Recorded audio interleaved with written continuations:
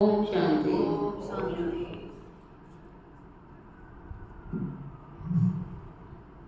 आज बाबा के 27 मार्च के महावाक्य हैं। मीठे बच्चे, खिवैया आया है, तुम्हारी नैया पार लगाने। खिवैया आया है, तुम्हारी नैया पार लगाने। तुम बाप से सच्चे होकर रहो। तुम बाप से सच्चे होकर रहो तो नैया हिलेगी, डुलेगी, लेकिन डूब नहीं सकती।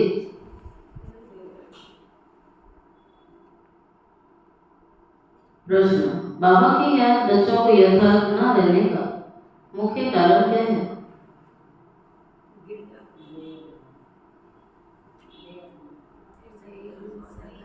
देव और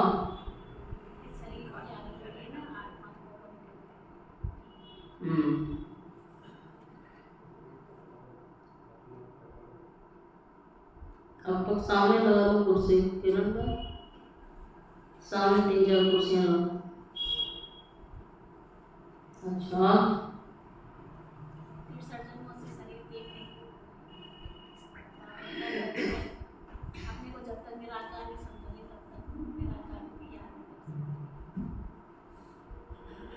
बाबा कहते हैं साकार में आते आते भूल गए, ये देह को धारण करते करते भूल गए कि हम आत्मा निराकार। इसलिए बाबा भूल जाता है। बाबा भूलने का कारण बता रहे हैं। हमारा बाप भी निराकार, साकार निराकार, साकार होने के कारण साकार की याद तो सहज आ जाती है। साकार होने के कारण साकार की याद सहज आ जाती है। देही अभिमानी बन अपने को बिंदी समझ बाबा को याद करना, इसी में ही मेहनत है। सुना? साकार शरीर में बैठे हैं ना, तो साकार की याद तो सहज, लेकिन फिर बाबा क्या कह रहे हैं? देही अभिमानी बन के निराकार को याद करना, इसमें थोड़ी मेहनत है। ओम शांति। शिव भगवानुवाच। इनका नाम तो शिव नहीं है, इनका नाम ब्रह्मा, और इनके द्वारा बात करते हैं शिव भगवानुवाच। ये तो बहुत बार समझाया है। कोई मनुष्य को या देवता को अथवा सूक्ष्म वतनवासी ब्रह्मा विष्णु शंकर को भगवान नहीं कहा जाता है। जिनका कोई आकार व साकार चित्र है, उन्हें क्या नहीं कहेंगे? हाँ, जिनका कोई आकार और साकार चित्र है, बाबा कहता है उन्हें कभी भी भगवान नहीं कहा जाता है। जिनका कोई आकार साकार चित्र है, उसे भगवान कभी नहीं कहेंगे।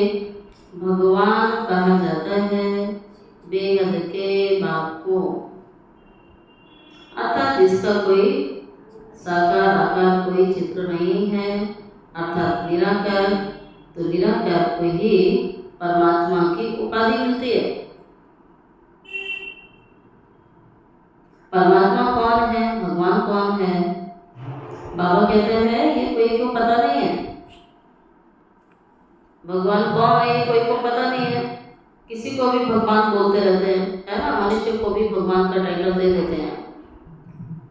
एक भगवान शब्द है जिससे ये सूचित होता है कि भगवान माना परमात्मा इस संसार की सर्वोच्च शक्ति का, और उसका नाम रखना भी ये तो गलत है ना, है कि नहीं? मनुष्य लोग रख लेते हैं अपना नाम, भगवान रख लेते हैं। तब बाबा कहता है भगवान तो इस संसार को चलाने वाला है, त्रिलोकीनाथ है। तो क्या मनुष्य त्रिलोकीनाथ है? तो भगवान का टाइटल ले लिया, तो भगवान जो काम करता है वो करके दिखाओ ना। तो बाबा कहता है देखो, भगवान कोई हो ही नहीं सकता है। नीति नीति कहते हैं, अर्थात हम नहीं जानते हैं। तुम्हारे में भी बहुत थोड़े हैं बाबा कह रहे हैं कि तुम बच्चों में भी बहुत थोड़े हैं। किस बात में थोड़े हैं? बाबा कहता है बहुत थोड़े हैं जो अच्छी रीति जानते हैं, यथार्थ। ऐसे तो परिचय एक छोटा बच्चा भी दे देगा। शिव बाबा नाम है, परम धाम का रहने वाला है, त्रिमूर्ति रचयिता है, ब्रह्मा विष्णु शंकर का पिता है। अनुभव बहुत थोड़े बच्चे जानते हैं। आत्मा कहते हैं भगवान। अब आत्मा तो बिंदी है, बाप भी बिंदी ही होगा। अब बाप बच्चों को बैठ समझाते हैं। बाबा के पास कई ऐसे बच्चे हैं जो यह भी नहीं समझते कि हम आत्मा कैसे बिंदी है। अभी तक पहला पाठ भी नहीं पढ़ सके, क्योंकि पहला पाठ पका होगा तो दूसरा भी हो जाएगा, तीसरा भी हो जाएगा। बाबा को याद करते हैं, बेहद का बाप सच्चा हीरा है। हीरे को बहुत अच्छी डिब्बी में डाला जाता है ना। कोई के पास अच्छे हीरे होते हैं तो किसको दिखलाना हो तो सोने चांदी की डिब्बी में डाल फिर दिखाते हैं। हीरे को जौहरी ही जाने, और कोई जान नहीं सकेगा। क्योंकि जितना कीमती है ना जेवर होता है, हीरा होता है, तो बाबा ने कहा उतना ही अच्छी उसकी क्या होती है, डिब्बी होती है, इसमें रखा जाएगा। तो हीरे को जौहरी जाने और कोई जान नहीं सकेगा, क्योंकि हीरे की जो असली परख होती है वो जौहरी को होती है, एक साधारण व्यक्ति को नहीं होती है। झूठा हीरा दिखाएं तो भी किसको पता नहीं पड़ेगा, है ना। हीरा किस वैल्यू का है इसकी परख बाबा के अंदर जौहरी को होता है। नाम व्यक्ति को आप कोई झूठा हीरा भी कहे और सच्चा हीरा है तो मान जाएगा, क्योंकि उसके पास वो परख शक्ति नहीं है, वो परख नहीं सकता, उसके पास उसकी नॉलेज नहीं है। ऐसे बहुत ठग जाते हैं। अब सच्चा बाबा आया हुआ है, परंतु झूठे भी ऐसे ऐसे हैं जो मनुष्यों को कुछ भी पता ही नहीं पड़ता। गाया भी जाता है सच की नाव हिले डुले, परंतु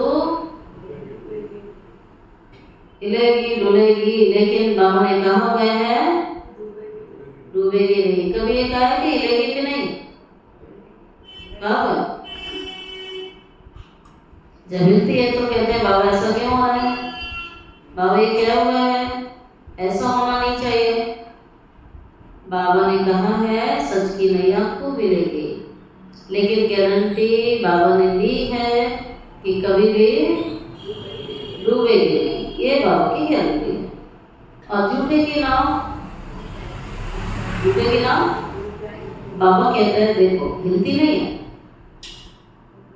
इनको कितना हिलाने की कोशिश करते हैं। जो यहाँ इस नाव में बैठे हुए हैं, जो यहाँ इस नाव में बैठे हुए हैं, वह भी हिलाने की कोशिश करते हैं। जो भगवान की नैया में बैठ गए, जो ब्राह्मण बन गए, ब्राह्मण भी एक दूसरे की नैया हिलाने की कोशिश करते हैं। बाहर वालों को तो पता ही नहीं है, वो तो हिलाएंगे, यहाँ वाले भी कोशिश करते हैं। अर्थात बाबा उन्हें फिर कहते हैं ये क्या है, ट्रेटर, मेरे बन के मेरे ही बच्चों को हिला रहे हैं, है ना, भड़काते हैं, निंदा की बातें सुनाते हैं। बाबा कहता वो ट्रेडर गए जाते हैं। अब तो बच्चे जानते हैं कि भैया बाप आए हुए हैं। घर में भी दो प्रकार के बच्चे होते हैं।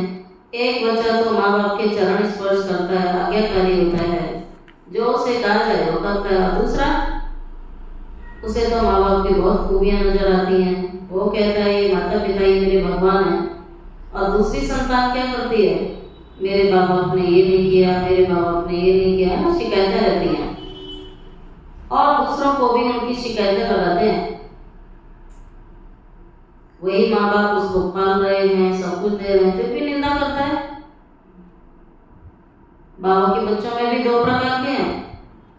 बाबा सभी को पालना दे रहा है, कुछ ऐसा समझते हैं कि भगवान ने मेरी जीवन कैसे क्या बना दी, और जो दूसरे हैं पालना भी लेते हैं और निंदा भी करते हैं। अब तो बच्चे जानते हैं कि भैया बाबा आया हुआ है, बागवान भी है, बाबा खेवैया भी है, बागवान भी है। बाबा ने समझाया है इस सारी दुनिया कांटों का जंगल है, सभी पतित हैं। कितना झूठ है, सच्चे बात को बिरला कोई जानता है। यहाँ वाले भी कहीं पूरा नहीं समझते हैं, पूरी पहचान नहीं है, क्योंकि गुप्त है ना। भगवान को याद तो सब करते हैं, ये भी जानते हैं कि वे निराकार है, परम धाम में रहते हैं, हम भी निराकार आत्मा है।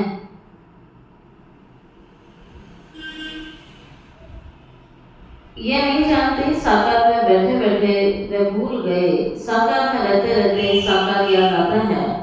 तो साकार की याद नेचुरल और सहज हो गई, ऑटोमेटिकली हो गई, जिसको भूलना मुश्किल होता है। लेकिन निराकार होने के कारण याद मुश्किल हो जाती है, भूल जाते हैं। तो उसका कारण है कि अपने को निराकार आत्मा नहीं समझते हैं।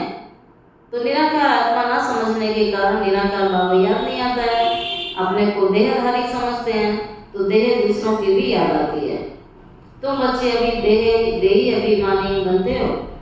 भगवान को कहा जाता है परमपिता परमात्मा, यह समझना तो बिल्कुल सहज है। परमपिता अर्थात परे से परे रहने वाला परमात्मा। तुमको कहा जाता है आत्मा, तुमको परम नहीं कहेंगे, उसको परम आत्मा कहा जाता है। और हम सभी हैं आत्माएं। परमात्मा एक ही है, परमात्मा इस संसार की एक ही है, और हम सब आत्माएं।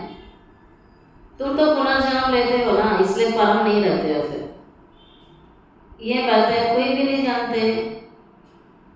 भगवान को भी सर्वव्यापी कह दिया।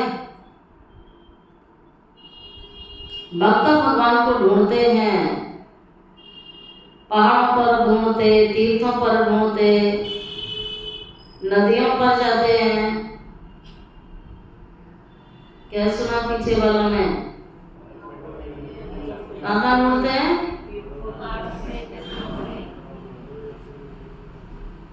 बच्चों ने छोड़ दिया ढूंढना। यो लगता नहीं है तो सोचते हैं क्या पता कहीं और मिल जाए। इतने सालों से ज्ञान में चल रहे हैं, कुछ प्राप्ति नहीं होती है कईयों को। उनसे पूछो क्या अनुभव है, कुछ सुना ही नहीं पाते हैं, जैसे थे वैसे ही हैं, कोई परिवर्तन नजर नहीं आता अब तक। तो योग नहीं लगेगा तो परिवर्तन नहीं होगा, दवाई ठीक से नहीं खाओगे परिवर्तन नहीं होगा।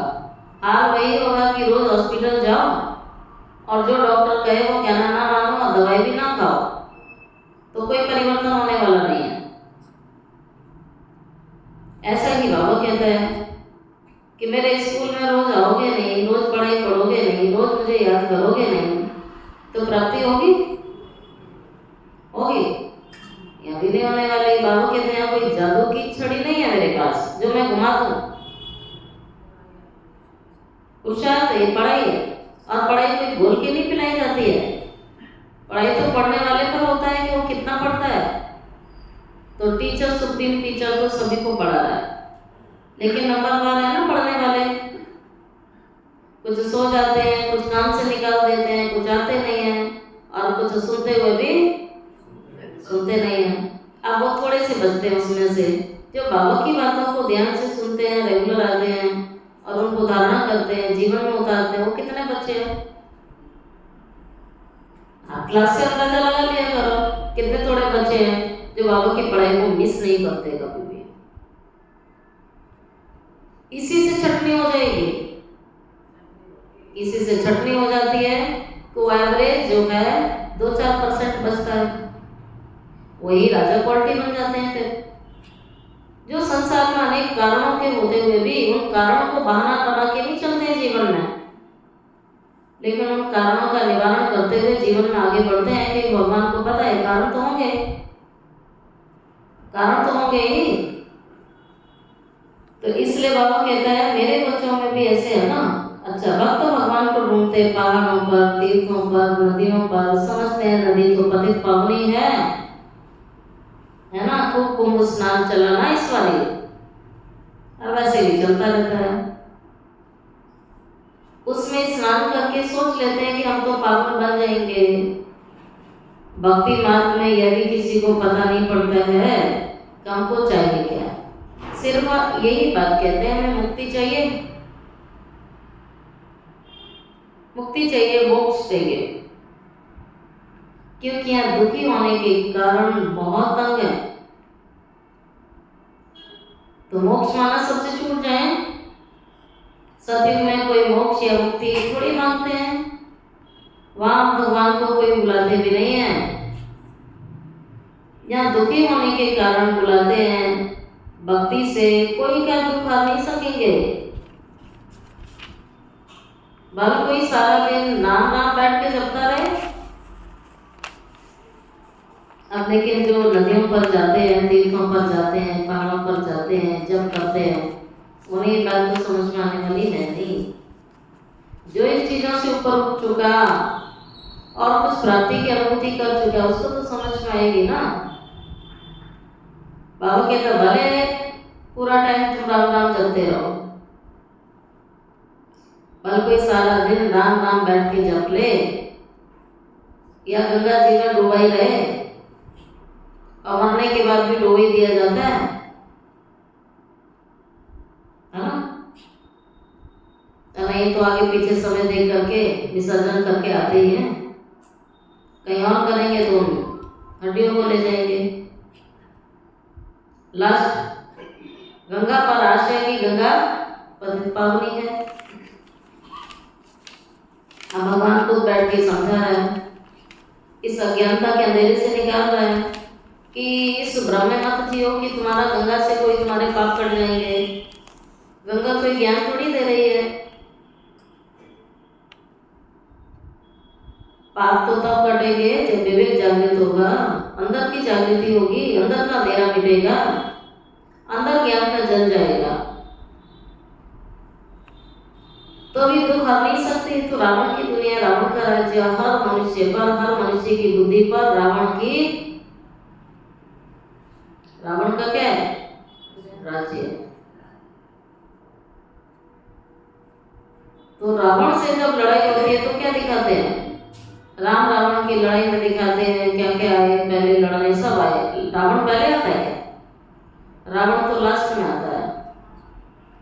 पहले तो आप छोटे मोटे आए ना, कहीं सुपर्णखा दिखा दी, कभी कहीं कोई दिखा दी, अनेक राक्षस दिखा दिए। तो बाबा यही कहता है कितने विकार हैं, कितने विकार हैं, इससे तुम्हारी लड़ाई चल रही है अभी।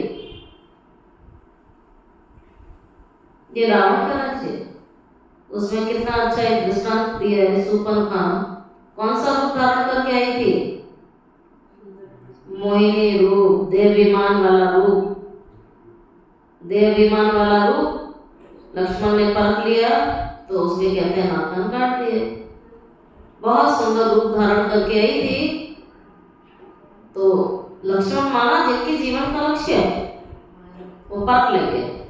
कोई कितना भी मोहिनी रूप धारण करके आए देहधारी, लेकिन वो उससे विचलित नहीं होंगे, अपने लक्ष्य से डगमग नहीं होंगे और अपनी पवित्रता खंडित नहीं करेंगे, वो लक्ष्मण बन जाएंगे, विजय हो जाएंगे, माया के उस रूप को परख लेंगे। तो ये बाबा कहता है ये ज्ञान के आधार से ही शक्ति आती है। इस संसार में रावण का राज्य, दुख तो जैसे कि कहां तक पहुंच गया। बाबा कहता दुख तो गले से जैसे बंध गया। गाते हैं दुख में सिमरन सब करे और सुख में करे ना कोई। इसका मतलब जरूर कि सुख था, अभी दुख है। सुख था सतयुग में, दुख अभी कलयुग में, इसलिए इसको कांटों का जंगल कहा जाता है। पहला नंबर तो देहाभिमान का कांटा है, सुना? सबसे बड़ा कांटा देहाभिमान का है, जिससे इंसान सारे संसार में इससे गिरावट चल रही है। देह में फंसाना, देहाभिमान में आना, दूसरों को देहाभिमान में लाना, ये सबसे बड़ा कांटा है। जिससे फिर काम का कांटा, सबसे बड़ा देहाभिमान का कांटा, फिर काम का कांटा, बाबा समझाते हैं तुम इन आंखों से जो कुछ भी देख रहे हो वो सब विनाश होने का है। अब तुमको चलना है शांति धाम। अपने घर को, राजधानी को याद करो। बाबा कह रहे हैं सारी दुनिया जलने वाली है, ये सारी दुनिया की होली जलने वाली है। अब बाबा कहता है दिखने वाली दुनिया, मिटने वाली दुनिया को बुद्धि से निकाल दो। अब तुम्हें अपने घर को याद करना है, सुधाम को याद करना है और शांति धाम को याद करना है। अब चलना है घर की याद के साथ साथ बाबा की याद भी जरूरी है, क्योंकि घर कोई पतित पावनी नहीं है। तुम पतित पावन बाप को कहते हो तो बाप को ही याद करना पड़ेगा। वह कहते हैं मामी कम याद करो, मुझे ही बुलाते हो बाबा अगर पावन बनाओ। बाबा ज्ञान का सागर है तो जरूर मुख से आके समझाना पड़े। प्रेरणा तो नहीं करेंगे ना, पढ़ाई प्रेरणा थोड़ी होती है, पढ़ाई में सम्मुख आके पढ़ाया जाता है। बाबा कहता है इसलिए मैं अपना नाम छोड़ के तुम्हें पढ़ाने के लिए नीचे आता हूँ। तो बाबा कितनी बार कहते हैं मैं जितनी दूर से आता हूँ क्या उतना दूर तुम्हारा घर है क्या? फिर बाबा कहते हैं चाहे विदेश से भी कोई आए तो भी मेरे जितना दूर से तो नहीं आता होगा। एक तरफ शिव जयंती मनाते हैं, दूसरी तरफ नाम रूप से नाम रूप से न्यारा है? नाम रूप से न्यारी चीज तो कोई होती नहीं है। कह देते हैं ठीक है बेहतर समय है, अनेक मत है। बाबा समझाता है तुमको 5 विकारी रूपी रावण ने क्या बना दिया? बाबा ने क्या बना दिया? तुच्छ बुद्धि बना दिया। इसलिए देवताओं के आगे जाकर क्या करते हैं? नमस्ते करते हैं। कोई तो नास्तिक होते हैं, कोई भी मानते नहीं या बाप के पास आते ही ब्राह्मण है, जिनको 5000 वर्ष पहले समझाया था, लिखा हुआ भी है परमपिता परमात्मा ब्रह्मा के द्वारा स्थापना करते हैं तो ब्रह्मा की संतान ठहरे ना। प्रजापिता ब्रह्मा तो मशहूर है, जरूर ब्राह्मण ब्राह्मणियां भी होंगे। अभी तुम शूद्र धर्म से निकल ब्राह्मण धर्म में आए हो। वास्तव में हिंदू कहलाने वाले असली धर्म को जानते नहीं हैं, इसलिए कभी किसी को मानेंगे और कभी किसी को मानेंगे, क्योंकि अपने असली धर्म से पथ भ्रष्ट हो चुके हैं, भ्रमित हो गए। कभी किसको मानते हैं, कभी किसको मानते हैं। नए भगवान जो अवतार लेते रहते हैं टाइम टू टाइम, है ना? एक नहीं है, फिक्स नहीं है। वास्तव में हिंदू कहलाने वाले अपने धर्म को जानते नहीं हैं, इसलिए कभी किसी को मानते हैं और भक्तों के पास जाते रहते हैं। क्रिश्चियन लोग कभी किसी के पास जाएंगे क्या? उनकी बुद्धि में सेट है, क्राइस्ट को ही मानेंगे ना, जीसस क्राइस्ट को मानेंगे और किसी को नहीं मानेंगे। और बुद्धिस्ट में किसको मानेंगे? महात्मा बुद्ध को मानेंगे। लेकिन एक हिंदू है जो भटकते रहते हैं, नए नए भगवान बनाते रहते हैं। अगर तुम सिद्ध कर बताते हो भगवान बाप कहते हैं मुझे याद करो, एक दिन अखबारों में भी पढ़ेगा कि भगवान कहते हैं मुझे याद करने से तुम पतित से पावन बन जाओगे। भगवान बार बार कहता है कि मेरी याद से ही तुम पावन बनोगे और दुनिया का कोई उपाय नहीं है, कोई तरीका नहीं है जिससे तुम पावन हो जाओ। जब विनाश नजदीक होगा तो अखबार द्वारा भी आवाज कानों में पड़ेगा। बाबा कहता टीवी में भी आएगा, न्यूज़पेपर में आएगा, हर तरफ एक ही आवाज होगा। अखबार में तो कहाँ से समाचार आते हैं ना, अभी भी डाल सकते हैं भगवान वाच। परमपिता परमात्मा शिव कहते हैं मैं पतित पावन, मुझे याद करो तो तुम उसका टाइटल है पतित पावन, किसी और का तो नहीं है ना, किसी और का टाइटल नहीं है ये। और उसको टाइटल इसलिए मिला कि उसने करके दिखाया, किया था कभी। बाबा कहता है पतितों को पावन बनाने वाला सदगति दाता मैं ही हूँ।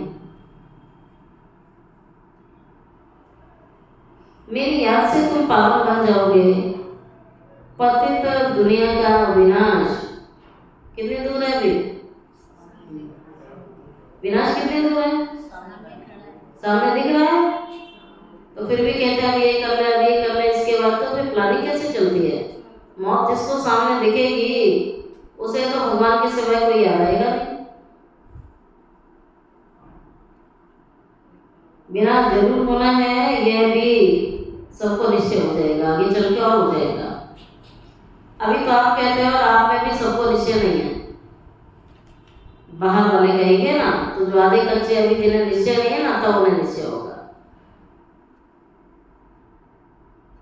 तो इसके लिए बाबा एक बात थोड़ी बताएगा। जरूर है कि ऐसे सिम्टम नजर आएंगे, जरूर है कि ऐसी ऐसी घटनाएं होंगी, जरूर है कि दुनिया वालों को भी बहुत डरा किया जाएगा, होलसेल मौत होगी। अच्छा, फिर बाबा कहता है आगे चल के सबको निश्चय हो जाएगा, रिहर्सल भी होती रहेगी। रिहर्सल शब्द का मतलब समझते हैं? क्या अर्थ है? रिहर्सल माना जैसे कोई चीज फाइनल में होती है ना, तो एक बार उसकी रिहर्सल की जाती है, फाइनल से पहले होती है रिहर्सल। रिहर्सल में भी वही सब होता है जो फाइनल में होता है, बस हल्का फुल्का चेकिंग के लिए रिहर्सल देखी जाती है कि कहीं कुछ कमी तो नहीं रह गई अभी, उसको चेक किया जाता है और फाइनल से पहले उसको देख लिया जाता है। सेम वही होता है सब। बाबा रिहर्सल विनाश की बात करता है ना, जिसकी आप समय प्रति समय रिहर्सल देखते हो। जो कुछ भी बड़ी बड़ी संसार पर, पूरे संसार पर महामारी के रूप में, आपदाओं के रूप में, कैलेमिटीज के रूप में या नेचर के रूप में, किसी भी रूप में देख रहे हैं, ऐसा बाबा के अंदर रिहर्सल है। आप एक आदि भी होनी है, ठीक है? रिहर्सल में बता रहा बाबा, रिहर्सल होती रहेगी। तो बच्चे जानते हो जब तक राजधानी स्थापना नहीं हुई है तब तक विनाश नहीं होगा। आप एक आदि भी होनी है। एक तरफ बॉम्ब्स फटेंगे, दूसरी तरफ नेचुरल कैलेमिटीज आएंगी, अन्न आदि नहीं मिलेगा, स्टीमर नहीं आएंगे, फैमन पड़ जाएगा, काल पड़ जाएगा, भूख मरते मरते खत्म हो जाएंगे। भूख हड़ताल जो करते हैं ना, वह फिर कुछ न कुछ जल शहद आदि लेते रहते हैं। बाबा उनकी सच्चाई सुना रहा है, जो कहते हैं हमने इतने दिन से खाना नहीं खाया, भूख हड़ताल करके बैठ गए। बाबा कहते हैं जरूर कुछ न कुछ जल या शहद आदि लेते रहते हैं, नींबू पानी लेते रहते हैं।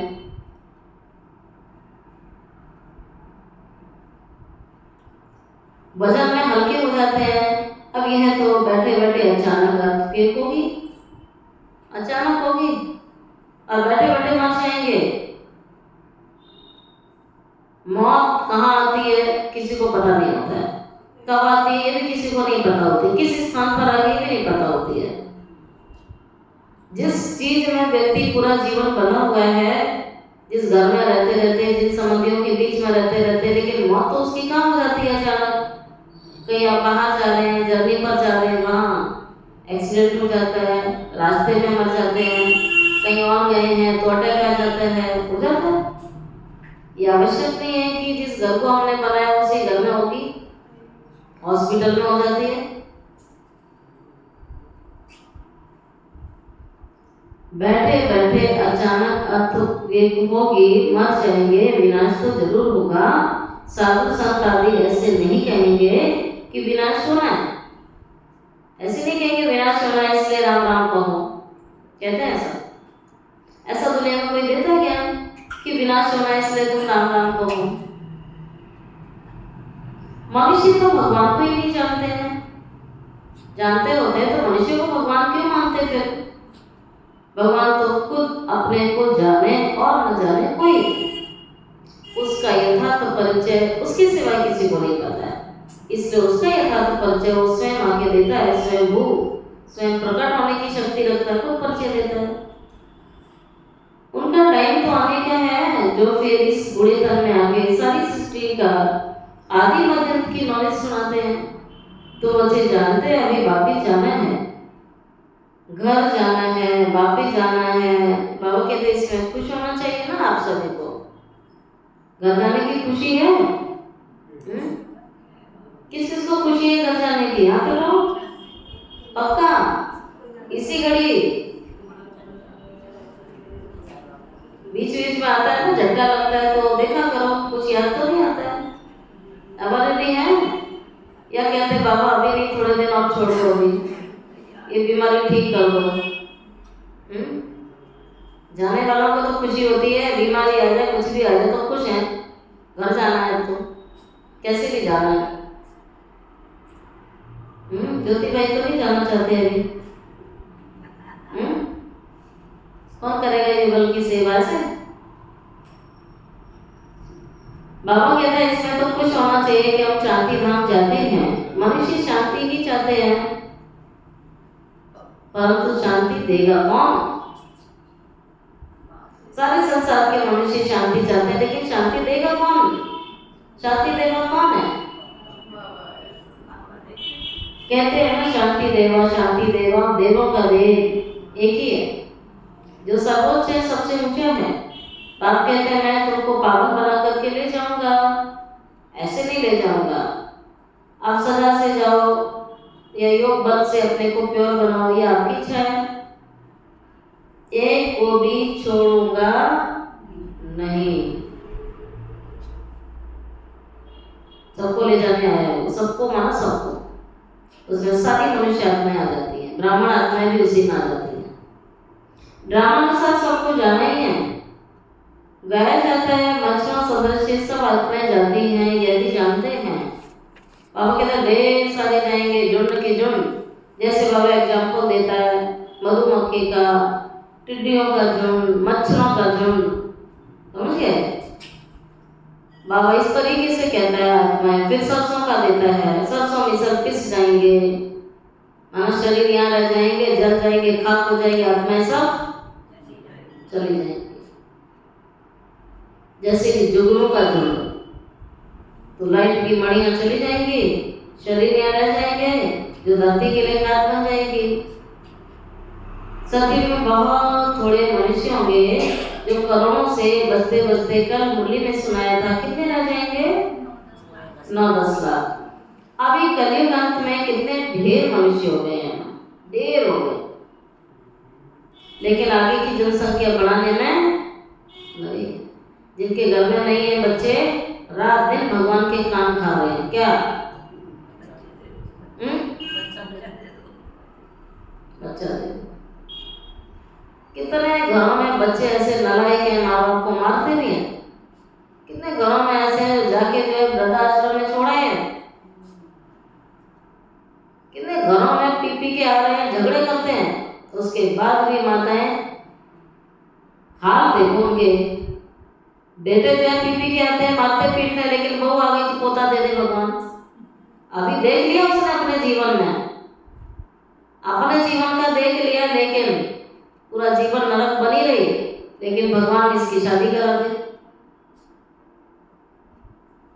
है ना? 2 बहुएं आ गई घर में, देख लिया 2 बेटे बच गए होंगे, तो रोज भगवान को कहेगी 2 की शादी करा दे। भगवान प्रैक्टिकल लाइफ में इतनी परीक्षा लेता भी है, दिखाता भी है, सीन भी दिखाता है, लेकिन फिर भी आता है समझ में। आज के लोगों को समझ में आता है? ये बात बिल्कुल भी समझ में नहीं आती है। जैसे कि लगता है उनका उद्देश्य बस एक ही है, खा पी के खिला पिला के बड़ा करो, शादी करो, बच्चे, बस। और कोई लक्ष्य समझ में नहीं आता इसके सिवा। माना ये तो मैंडेटरी है, उसके बाद है सारे काम, जो करना उसके बाद करो। गृहस्थी बचाओ, बच्चे करो, उसके बाद तुम जहाँ जाना है, जिसको याद करना है, जिसको मानना है, उसके बाद वो उस स्थिति लायक बचता है क्या? उसके पास टाइम रहता है? उसको कमाने से फुर्सत नहीं है, सुबह से शाम तक लगने के बाद तो दाल रोटी मिलती है उसे, हाँ? और उतने से परिवार की इतनी समस्याओं से जूझता है कि उसका मेंटल लेवल डगमग हो जाता है, डिप्रेशन में जा रहा है।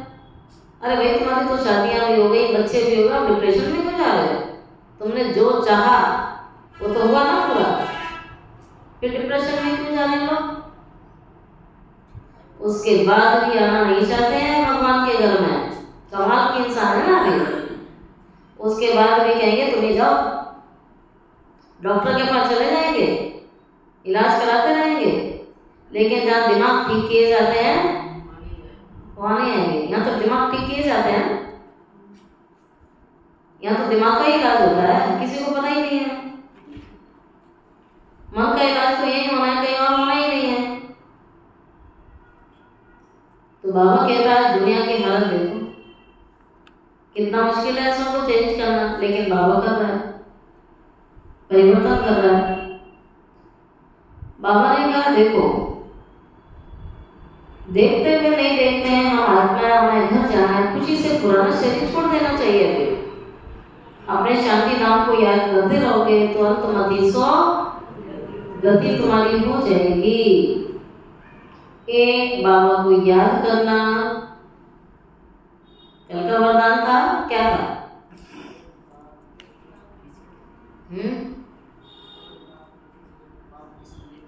एक बाप दूसरा ना कोई, तो एक बाबा को याद करना, इसमें मेहनत है। और तरफ बुद्धि ना भटके, बाबा की याद बनी रहे, यही तो तपस्या है, यही मेहनत है। मेहनत बिगड़ तो तुम्हारा पंचापद होगा नहीं। बाबा आते हैं तुम्हें नर से नारायण बनाने के लिए। इस पुरानी दुनिया में कोई चैन नहीं है, चैन कहाँ मिलेगा? चैन पहनने से नहीं मिलने वाला है, कहाँ मिलेगा? चैन की दुनिया कौन सी है? शांतिधाम, सुखधाम। भगवान चैन की दुनिया में ले जाने आया। बोली चलाई थी बाबा ने, ये दुनिया बेचैन की दुनिया है। यहाँ तो घर घर में शांति है, घर घर की बात कर रहा है बाबा। बस कईयों का पता नहीं होता है, काम वही हो रहा है सब जगह, मारपीट चल रही है। बाबा कहता है चीची दुनिया को तुम भूल जाओ। मीठे मीठे बच्चे, मैं तुम्हारे लिए स्वर्ग की स्थापना करने आया हूँ। इस नर्क में तुम पतित बन पड़े, अब तुम्हें स्वर्ग में चलना है। बाप को स्वर्ग को याद करो तो अंतमति सो गति हो जाएगी। शादी आदि में भले जाओ, लेकिन तू खाओ रसगुल्ले जाके। क्या बोला है? ज्योति भाई तो क्या भूखे रहेंगे वहां जाके? केले खाओ। अकेले में बैठ के केले खाने हैं? बाबा कहता भले जाओ, लेकिन तुम मेरी याद नहीं भूलो, अपने लक्ष्य को नहीं भूलो कि मैं कौन हूं और मैं यहाँ किस लिए आया। नॉलेज सारी तुम्हारी बुद्धि में रहनी चाहिए। भले घर में रहो, बच्चों आदि की संभाल करो, परंतु बुद्धि में याद रखो कि बाबा का फरमान क्या मिला हुआ है। वो तो सारी दुनिया संभाल कर रही है, करनी भी चाहिए, लेकिन लक्ष्य नहीं भूलना चाहिए, पढ़ाई नहीं भूलनी चाहिए, बाबा नहीं भूलना चाहिए। ये बाबा का फरमान जो मिला है, मुझे याद करो, घर छोड़ना नहीं है। घर नहीं तो बच्चों की संभाल कौन करेगा? फिर भक्त लोग घर में रहते हैं, गृहस्थ विवाह में रहते हैं, फिर भी भक्ति करते हैं तो उन्हें भक्त कहा जाता है, क्योंकि भक्ति करते हैं, घर वाले संभालते हैं, विकार में जाते हैं तो भी गुरु लोग उनको कहते हैं श्री कृष्ण को याद करो, उन जैसा बच्चा होगा। इन बातों में अब तुम बच्चों को बिल्कुल भी नहीं जाना है, क्योंकि तुमको अब सतयुग में जाने की बातें सुनाई जाती हैं, जिसकी स्थापना हो रही है। वैकुंठ की स्थापना कोई श्री कृष्ण नहीं करते, श्री कृष्ण तो मालिक बना, बाबा से बरसा लिया। संगम के समय ही गीता का भगवान आता है। गीता सुनाई बाबा ने, बच्चों ने सुनी। भक्ति मार्ग में फिर बाप के बदले बच्चे का नाम डाल दिया, बाप को भूल गए, गीता खंडन हो गई। वैखंडन की गीता पढ़ने से क्या होगा? नाम ही बदल दिया, सुनाने वाले का नाम बदल दिया। बाबा तो सहज राज्य सिखला करके गए, जिससे श्री कृष्ण सतयुग का मालिक बना, जिस राज्य को सीखे। भक्ति मार्ग में सत्यनारायण की कथा सुनने से कोई स्वर्ग का मालिक बना क्या? ना कोई इस ख्याल से सुनते हैं, उससे फायदा कुछ भी नहीं मिलता है। साधु संत आदि अपने अपने मंत्र देते हैं, फोटो देते हैं, फोटो दे देते हैं ना, मेरा नाम जपना जाके मंत्र दे देते हैं। यहाँ वह कोई बात नहीं है। दूसरे सत्संगों में जाओगे तो कहेंगे फलाने स्वामी की कथा है। किसकी कथा? वेदांत की कथा, गीता की कथा, भागवत की कथा। अभी तुम बच्चे जानते हो, हमको पढ़ाने वाला कोई देदारी नहीं है, नया कोई गुरु की कथा चल रही है, ना कोई शास्त्रों की कथा है, ना रामायण महाभारत की कथा है। यहाँ तो भगवान हमारी कथा सुनाने आए हैं, हम सबकी कथा है। ये किसी देदारी की नहीं है, ये तो बात सुना रहा है। ना कोई शास्त्र आदि कुछ पढ़ा हुआ है। शिव बाबा कोई शास्त्र पढ़ा है क्या? पढ़ते तो मनुष्य है ना। शिव बाबा कहते हैं मैं गीता आदि कुछ भी नहीं पढ़ा हुआ हूँ, जिस रथ में बैठा हूँ ये पढ़ा हुआ है, मैं नहीं पढ़ा हुआ हूँ। मेरे में तो सारी सृष्टि चक्र के आदि मध्यंत का ज्ञान समाया हुआ है, इसलिए वो नॉलेजफुल है। यह रोज गीता पढ़ता था, ड्रामा पढ़ता था, तोते माफे कंठ कर लेते थे। जब बाबा ने प्रवेश किया तो जब गीता छोड़ दी, क्योंकि बुद्धि में आ गए तो शिव बाबा सुनाता है। बाबा कहते हैं मैं तुमको स्वर्ग की बादशाही देता हूँ, पुरानी दुनिया से मोह मिटा दो, सिर्फ मामी का याद करो, ये मेहनत करनी है। बच्चे सच्चे आशिक को घड़ी घड़ी माशूक की याद आती ही है। तुम्हें सच्चा आशिक बनना है उस माशूक का। सच्चे आशिकों को माशूक की याद जरूर आती है। बाबा की याद भी ऐसी पक्की रहनी चाहिए।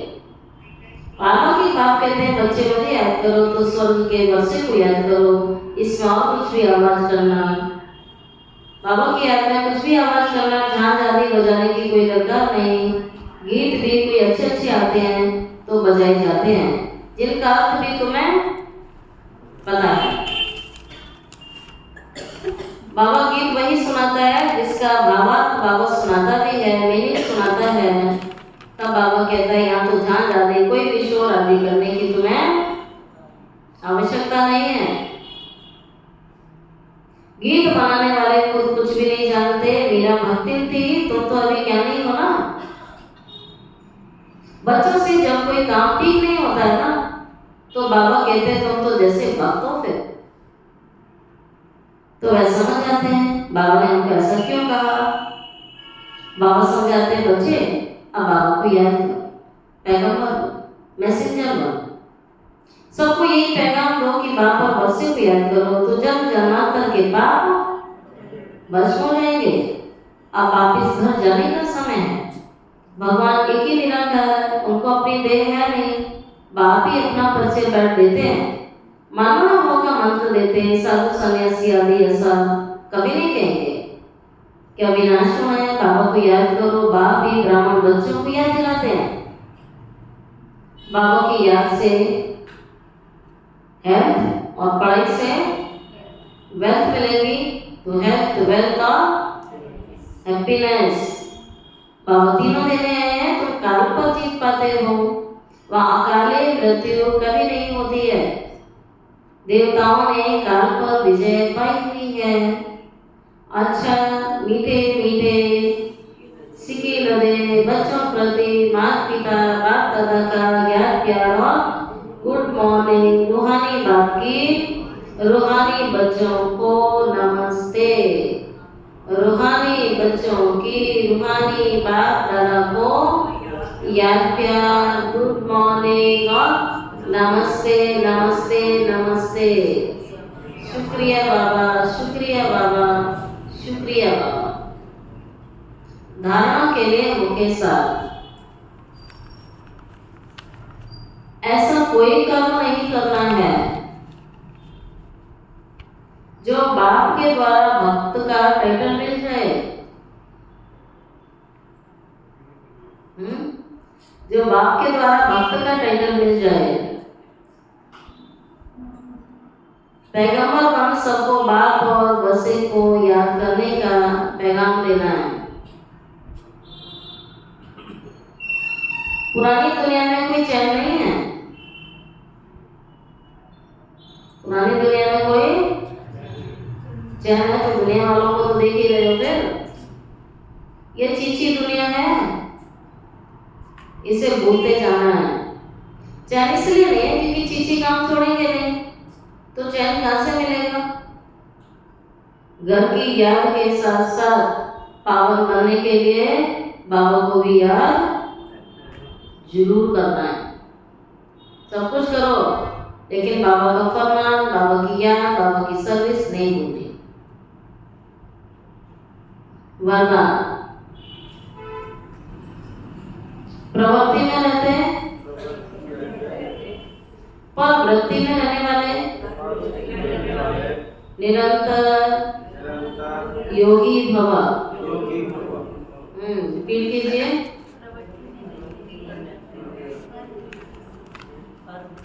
सही से आवाज नहीं आ रही है, ब्रेक हो रही है, दर खड़ा रहे। प्रवृत्ति में रहते पर वृत्ति में रहने वाले निरंतर योगी भव। निरंतर योगी बनने का सहज साधन है प्रवृत्ति में रहते पर वृत्ति में रहना। ये निरंतर योगी बनने का सहज साधन। पर वृत्ति अर्थात क्या होता है? आत्मिक रूप। जो आत्मिक रूप में स्थित रहता है वह सदा न्यारा बाबा का प्यारा बन जाता है। कुछ भी करेगा लेकिन ये महसूस होगा जैसे काम नहीं किया है। उसको ये महसूस होगा जैसे मैंने कुछ किया ही नहीं है लेकिन खेल किया है। तो प्रवृत्ति में रहते आत्मिक रूप में रहने से सब खेल की तरह सहज अनुभव होगा, बंधन नहीं लगेगा। सिर्फ स्नेह और सहयोग के साथ शक्ति की एडिशन करो तो हाई जंप लगा लेंगे। स्लोगन बुद्धि की महीनता अथवा आत्मा का हल्कापन ही ब्राह्मण जीवन की पर्सनैलिटी है। जो बुद्धि की महीनता है, बाबा कहता बुद्धि की महीनता अथवा आत्मा का हल्कापन ही ब्राह्मण जीवन की पर्सनैलिटी है। और आज का एक चरण है हिम्मतें शक्तियां मददे सर्वशक्तिमान। शेरनियां कभी किसी डरती नहीं है, निर्भय होती हैं। यह भी भय नहीं कि ना मालूम क्या होगा। सत्यता की शक्ति स्वरूप होकर नशे से बोलो, नशे से देखो। हम ऑलमाइटी गवर्नमेंट के अनुचर हैं। इसी स्मृति से अयथार्थ को यथार्थ में लाना है, सत्य को प्रसिद्ध करना है, ना कि छिपाना है। लेकिन सत्यता के साथ बोल में मधुरता और सभ्यता बहुत आवश्यक है। जो रोज बाबा में पक्का कराते हैं कि सत्यता को सिद्ध करने के लिए सभ्यता भी बहुत जरूरी होती है। अगर आपकी सभ्यता नहीं है तो सत्यता भी नहीं है। सत्यता है तो सभ्यता भी होनी चाहिए। तो बाबा कहता है उसके साथ मधुरता सभ्यता आवश्यक है। सत्यता को सिद्ध करने के लिए मधुरता और सभ्यता दोनों चाहिए। अक्सर लोग कहते हैं हम तो सच बोल रहे हैं लेकिन सभ्यता भूल जाते हैं, बोलने का तरीका भूल जाते हैं। बाबा रोज पक्का कराते हैं। कल भी बाबा ने कहा था गॉड इज ट्रूथ, है ना। सत्यता सबसे बड़ी शक्ति है। और बाबा से योग जितना करेंगे तो जो झूठ अंदर भरा पड़ा है ना वो सब निकल जाएगा। सत्यता का गुण बढ़ता जाएगा, झूठ खत्म हो जाएगा।